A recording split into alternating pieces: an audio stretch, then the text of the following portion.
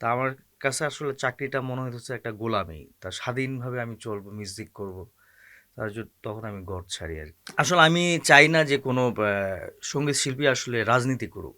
ভিতর কান্দে সখী আমার তোমার লাগি, দেখলা না আর কত কাল রাখবা তোমার মন বিভাগী, বুঝলাম না।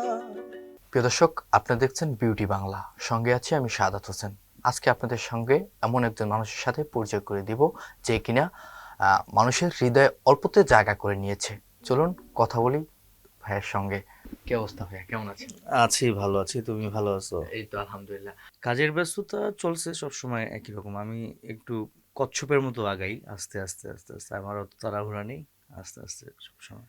মিউজিক আসলে ছোটবেলা থেকে গানকে ভালোবাসি। মূলত ব্যান্ড মিউজিক আর কি আমার পছন্দ। তা ওই ওই ব্যান্ড মিউজিকে ইন্সপায়ার হয়ে আর কি গানে আসা আর কি। আমি যখন ইয়াং আর কি, তখন মিউজিক করতেছি।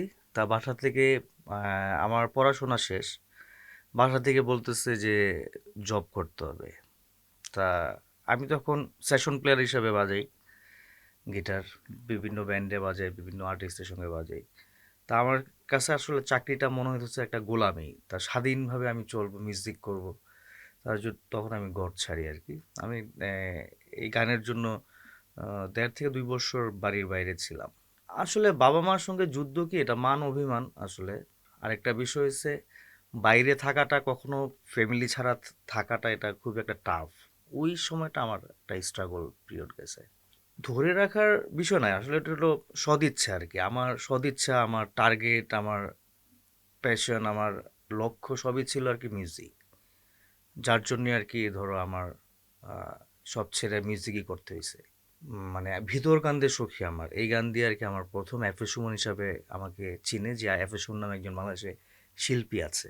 সিডির সময় আমাদের অ্যালবাম সিডিতে রিলিজ হতো। সিডির গান, যে গানটা মনে হতো যে অ্যালবামে হিট করতে পারে, ওই গানটা আমরা মিউজিক ভিডিও বানাতাম আরকি। তা মিউজিক ভিডিওগুলো ক্লিক করতো। ওভাবেই তো একটার পর একটা গান আমার হিট হইছে।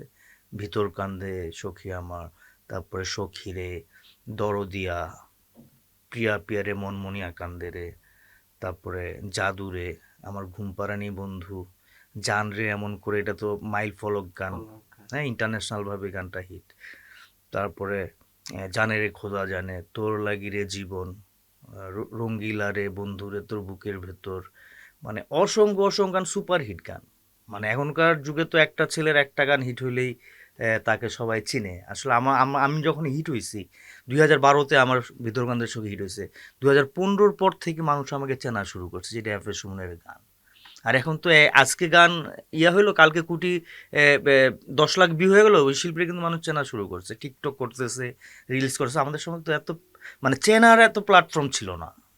আমাদের সময় ছিল টিভি। টিভি একটা মানুষকে খুঁজতো কখন, যখন সে হিট হইতো তখন খুঁজতো। তাহলে ৩ বছর পরে, ৪ বছর পরে যে আমাদের আমাদের টিভিতে খুঁজছে।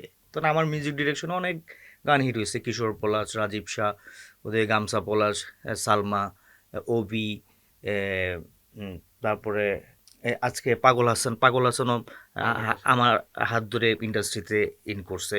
তো এরকম অসংখ্য নতুন শিল্পীদের কিন্তু আমি প্রমোট করছি ওই সময়। তারপরে যে আমি অ্যাজ এ সিঙ্গার হিসাবে হিট হয়েছে। ফিল্মে আমি গান করেছি, অ্যাজ এ মিউজিক ডিরেক্টর হিসেবে কাজ করছি। পাগল তোর জন্য ফুল ফিল্মের আমি মিউজিক ডিরেক্টর, প্লাস ওই ফিল্মে গানও গেয়েছি। তারপরে খুঁটি নামে একটা ফিল্ম ছিল। তারপর এক পলকের দেখা, ইন্দুবালা, ইন্দুবালাতে গানটাতে আমার জাতীয় পুরস্কার পাওয়ার কথা ছিল, বাট পাইনি। এই দেশে তো মানে আসলে বিষয়গুলো একটু অন্যরকম। ওগুলা, এটা আমরা বাদ দিয়ে, এর আগে আমি কয়েকটা ইয়াতে আমি বলছি, ওই বিষয়টা আজকে আর বলতে চাই না। মানে আমি হায়েস্ট মার্ক পাইছিলাম, আমি জানি যে জাতীয় পুরস্কার পাবো, এক রাতেই ওটার সিনারি চেঞ্জ হয়ে গেছে। আসলে আমি চাই না যে কোনো সঙ্গীত শিল্পী আসলে রাজনীতি করুক। তারা সাপোর্টার হইতে পারে, মানে কর্মী হওয়ার কোনো প্রয়োজন নাই। আমার বাবা হজ করছে, আমার মা ৫ ওয়াক্ত নামাজ পড়ে, মানে কোরআন, সকালে উঠে কোরআন শরীফ পড়ে। আর এইসব ফ্যামিলিতে আসলে মিউজিক করাটা হলো খুব টাফ। তাও ওই ওই জায়গা থেকে আমি আসলে মিউজিক করছি, বাসা থেকে না করছে। হয়তো তাদের প্রয়োজনেই না করছে। হয়তো ছেলে পড়াশোনা করাইছি, ছেলেকে কষ্ট করে, ছেলে এত বড় আহ, একটা ওই সময় আসলে কম্পিউটার ইঞ্জিনিয়ারিং এর একটা দাম ছিল। আমি সেই 2000 সালে সার্টিফিকেট কোর্স করা এই টেকনোলজির উপরে। তা আমি চাকরি না করে আমি মিউজিক করছি। তারপর আমি মাস্টার্স করে আমি আমার বাবাই আমার জন্য জবের অফার নিয়ে আসছিল, আমি করিনি আসলে। তা এইসব কারণে বাবা মা একটু ক্ষিপ্ত ছিল। যখন দেখছে যে আসলে ছেলে তো এই মিউজিকেও সাকসেস, তখন তারা মানে খুব খুশি। যখন তার বন্ধুই বলতেছে এই তোর ছেলের গান তো দেখি এই জায়গায় ওই জায়গায়, ওই আর কি, তখনই আসলে বাবা মার মনটা অনেক ভরে গেছে। আমি আসলে ঈদ নিয়ে আসলে সবসময় অ্যালবামেরই চিন্তা করি আর কি, গানের। কিন্তু স্পেসিফিকভাবে যেমন কুরবানির গান করতে হবে কিংবা রোজার ঈদের গান করতে হবে, এইসব আসলে আমি করিনি কখনো। সব ঈদগুলো আমি ফ্যামিলির সঙ্গে কাটাই।